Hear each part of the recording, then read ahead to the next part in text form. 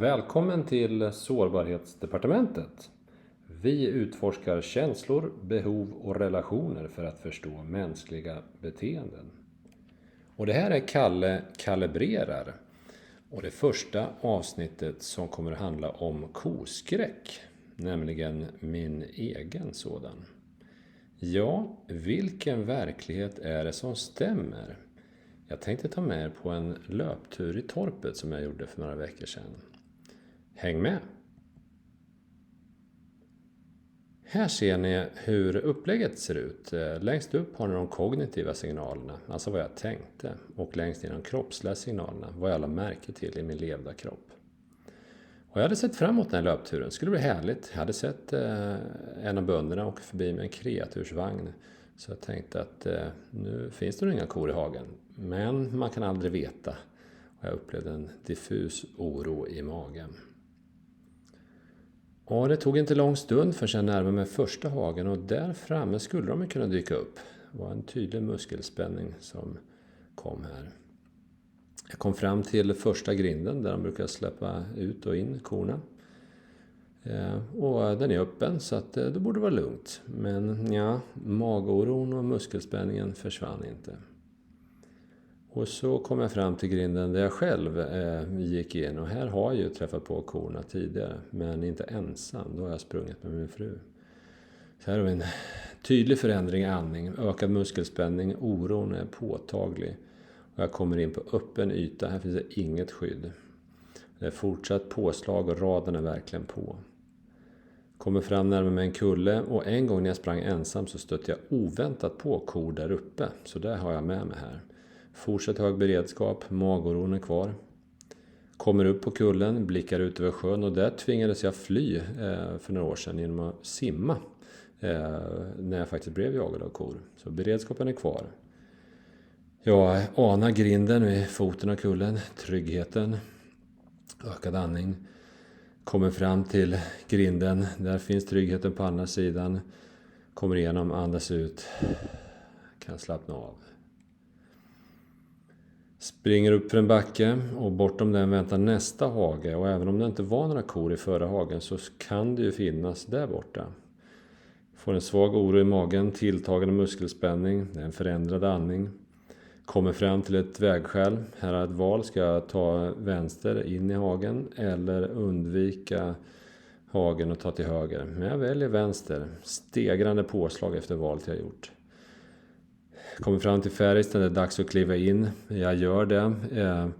Tar till höger, springer ut med staketet. Det är tydlig anspänning i hela kroppen. Blicken letar efter hot.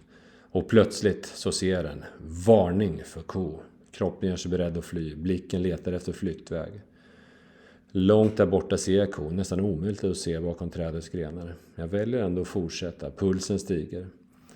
En lång öppen sträcka har jag framför mig där kon inte syns från det här perspektivet. Men den är någonstans där framme. Påtagligt aktiv radar för att mäta avstånd till hotet. Hur långt vågar jag springa? Och där är den. Mitt i blickfånget. Redo att anfalla mig. Nu är det fäkta eller fly. Kroppen gör sig beredd att möta kon. Eller kanske inte. Det visar sig vara en skylt med info om istiden. Påtaglig urladdning. Skrattar, slappnar av. Jag springer vidare. Närmar mig en plats där korna har befunnit sig tidigare. Och då sprang jag inte ensam. Muskelspänningarna och beredskapen är tillbaka. Kommer fram till en grind. Här väljer jag att springa kvar inne i hagen.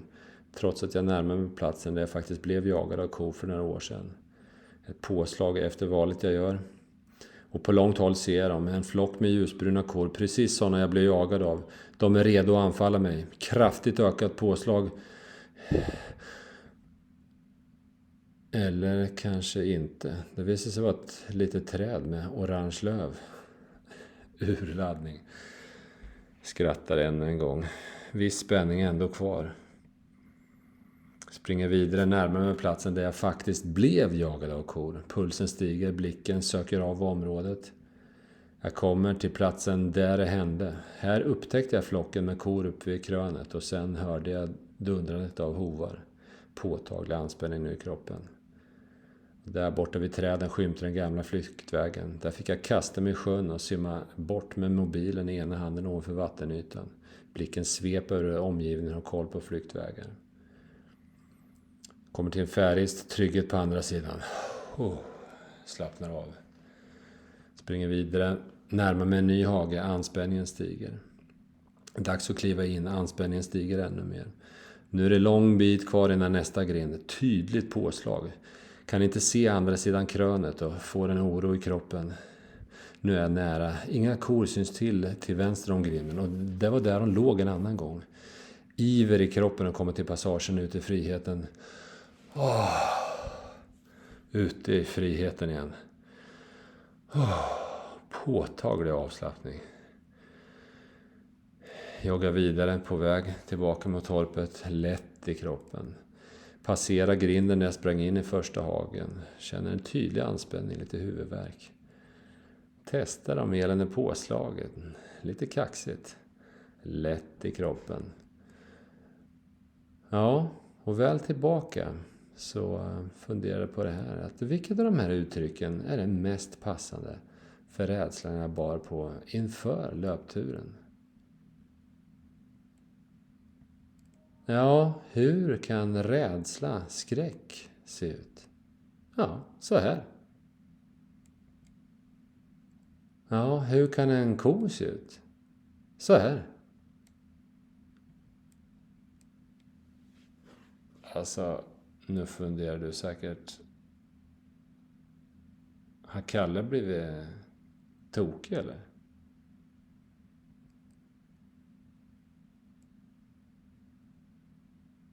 Vad lägger du märke till i din kropp just nu?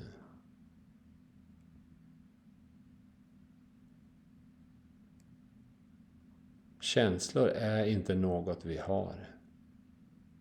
Känslor är inte något som kan avläsas från ansiktsuttryck. Känslor skapas. Som du skapar. Så om du nu är rädd för något, är hotet på riktigt eller något du skapat? Vad är det egentligen vi ser? Fundera på den så hörs vi snart igen. Då ska jag prata lite teorier bakom det här.